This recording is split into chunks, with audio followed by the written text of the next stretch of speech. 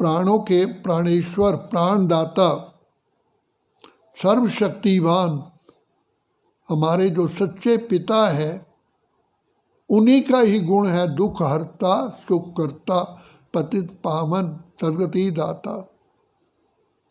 तो पिता परमात्मा का इस सृष्टि पर एक ही बार आना होता है, वो भी कल्प के अंत में, जब ये सारी सृष्टि ही तमो प्रधान हो जाती है, दुखधाम बन जाता है, चरित्रहीनता हो जाती है, ये सारी दुनिया ही विषय सागर बन जाता है और इसका कोई रास्ता ही नजर नहीं आता। भगवान को बुलाते हैं, प्रभु हे दयानिधि आप ही आओ, दुखियों पर हमारे ऊपर रहम करो। तो पिता परमात्मा अपने वायदे के अनुसार कल्प कल्प के संगम युग पर आकर के हम आत्माओं को की सद्गति करते हैं, हमें ज्ञान रत्नों से हमारा श्रृंगार करते हैं। तो बाबा ने आकर के हमें बताया कि बच्चे तुम कितने श्रेष्ठाचारी थे, महान आत्माएं, पुण्य आत्माएं, देव आत्माएं थे और इन माया 5 विकारों के वशीभूत होने के कारण तुम पतित बने हो। जिस रावण का पुतला आप हर वक्त जलाते हो, कोई 10 सिर वाला व्यक्ति होता नहीं है, लेकिन ये 5 विकार नारी में, 5 विकार नर में, ये 10 ही हैं जो सारे संसार को दुखी, अशांत और रोगी बनाया। तो बाप आकर के हम बच्चों को ये सावधानी देते हैं कि बच्चे ये विषय विकार तुम्हारे लिए पॉइजन है, आत्मा का इससे जबरदस्त घात होता है, ये विष है। इसलिए शास्त्रों में कहा है अमृत छोड़ विष काहे को खाए। तो बाप आकर के केवल हमें ज्ञान ही नहीं देते, लेकिन विषय विकारों को पर जीत प्राप्त करने के लिए हमें सहज योग, कर्म योग, राजयोग सिखाते हैं। तो उसके लिए बाबा ने सैंपल रखा हमारे अलौकिक पिता प्रजापिता ब्रह्मा को। उन्होंने सारा यज्ञ भी संभालते हुए, सारी कारोबार करते हुए, हर बच्चे से मिलन मनाते हुए, हर एक को समाधान देते हुए भी बाबा ने कर्म योगी, सहज योगी, राजयोगी निरंतर बन के दिखाया और वो इस संसार में रहते हुए भी कमल फूल समान रहे। तो उनकी स्थिति लाइट हाउस माइट हाउस की हमेशा ही थी। बाबा के जैसे पांव धरती पर थे ही नहीं। तो बाबा की बुद्धि में रहता था ये संसार जा रहा है और नई दुनिया मेरे लिए स्वर्ग बैकुंठ आ रहा है।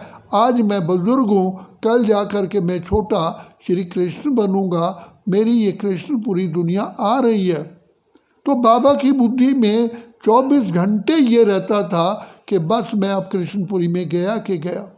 यहाँ तक कि बाबा दिन में कभी जो हमारा छोटा हॉल हिस्ट्री हॉल है, चारों तरफ से खिड़की अंदर बंद करके अंदर बाबा रास करते थे कि मैं तो ऐसी दुनिया में जा रहा हूँ। तो जैसे बाबा कहते हैं सतयुग में तुम 24 घंटे वहाँ रास करते हो, खुशियाँ मनाते हो, वहाँ थकावट ही नहीं है।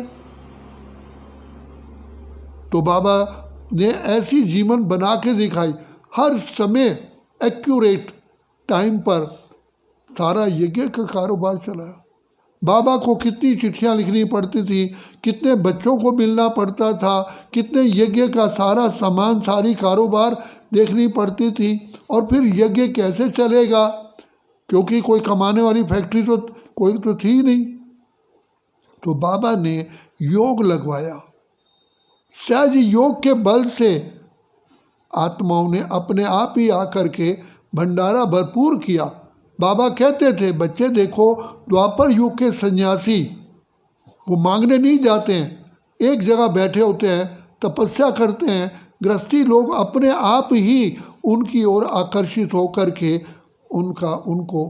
उनकी आजीविका चलाते हैं। बाबा ने कहा बच्चे जब वो द्वापर युग के सन्यासियों में इतनी ताकत थी, उनकी गुफाओं में सामान पहुंचता था, बच्चे तुम तो परमात्मा द्वारा सिखाया हुआ योग सीखते हो, सहज योगी हो, कर्म योगी हो। तुम सिर्फ योग लगाओ, बाकी तुम्हारा बिजनेस, तुम्हारा कारोबार बाबा आपे ही चलाएगा। कल भी बाबा ने, अव्यक्त बाप दादा ने यही महावाक्य उच्चारण किए, तुम्हारी बुद्धि पर बच्चे कुछ भी बोझ नहीं रहना चाहिए, सब सौंप दो प्यारे प्रभु को, सब सफल हो जाएगा। तो बाबा ने कहा मैं तो आया हूँ तुम्हारा बोझ उठाने के लिए, लेकिन तुम लोगों को आदत है बोझ उठाने की, तो नहीं तो तुम्हें तो खुशियों में रहना चाहिए। बाबा, ओ प्यारे बाबा, ओ मीठे बाबा, अब आप आओ। और बाबा आओ बुलाने की जरूरत भी नहीं, बाबा तो तुम्हारे संग संग चलते। बाबा तुम सिर्फ प्यार से कहो मेरा बाबा, प्रेम से कहो मेरा बाबा, दिल से कहो मेरा बाबा, हाथ बटाएगा, साथ निभाएगा, निभाएगा वो पूरा वादा। ये हमारी ब्राह्मण जीवन आनंदमय जीवन है, खुशियों भरी जीवन है, सुखमय जीवन है। लेकिन इसमें बाबा कहते हैं बच्चे शिव से योग लगा, सारे रोग मिटा। बाबा को याद करो, क्योंकि तुमने द्वापर युग से अनजाने में, जाने अनजाने में तुमसे माया ने, 5 विकारों ने पाप करा लिए हैं। और ये सोचिए कि आपके सिर पर पापों का बोझा है। जैसे ही बोझ हल्का होता है अभी भी, तो प्रैक्टिकली हम आनंद की लहरों में लहराते हैं, अतीन्द्रिय सुख की, खुशियों की लहरों में लहराते हैं। तो बाबा कहते हैं जितना तुम बाबा को याद करोगे, हल्के हल्के हल्के हल्के होते जाओगे और अपने घर उड़ चलोगे। ये तुम्हें 5 विकारों का जो बोझ है, ये तुम्हें मुक्त नहीं होने देता। तो बाबा ने कहा तुम तो आत्माएं जीवन में रहते हुए जीवन मुक्त थी, बैकुंठ में थी, स्वर्ग में थी। बाबा आए हैं तुम बच्चों को ऐसा बनाने के लिए। तो बाबा बार बार हम बच्चों को स्मृति दिलाते हैं। तो बाबा ने, ब्रह्मा बाबा ने आदर्श राजयोगी, कर्म योगी, सहज योगी, निरंतर योगी बन के दिखाया। हमने अपनी आँखों से सैंपल देखा। बाबा सदा ही खुशियों में रहते थे, चाहे कितने भी यज्ञों पर तूफान आए, कितनी अखबारों में ब्रह्मा कुमारियों के प्रति ग्लानि की बातें हुई, बाबा मुस्कुराते थे। बच्चे ये जो कुछ, जैसे बच्चे नटखट होते हैं ना, तो बाप को भी गाली देते हैं, बच्चे कोई बात नहीं, ये तो अभी बाबा को पहचानते नहीं है। अब बाबा ने कहा अगर महमूद गज़नवी को भी पता होता कि ये मेरे बाप का मंदिर है, तो वो कभी भी ना लूटता। तो बाबा कहते हैं बच्चे तुम्हारा धर्म है, तुम्हारा फर्ज है, हर आत्मा को बाप का परिचय दो, ताकि वो भी बाबा के वरदानों की झोली, वरदानों से झोली भरें।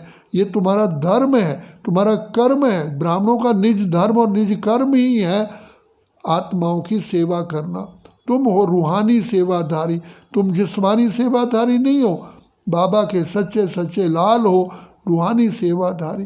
तो अभी तुम्हारे अंदर रहम होना चाहिए। बाबा दया का सागर है, तुम भी दयावान बनो।